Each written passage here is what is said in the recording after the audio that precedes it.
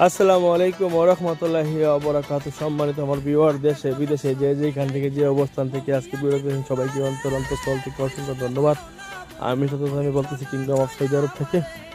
So এটা হচ্ছে একটা খেজুরের বাগান।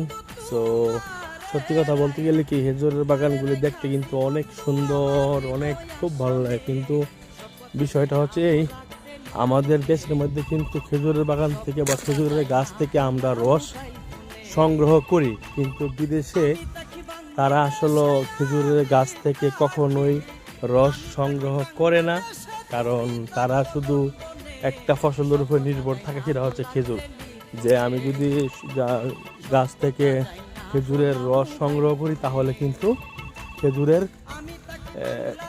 ফলনটা কম হবে। যদি আমরা একটু কাছ থেকে দেখাই, এই যে দেখেন খেজুর, মাশাআল্লাহ, কিন্তু সব পাকনা খেজুর। দেখেন খেজুর পাইকা ধরে রয়েছে।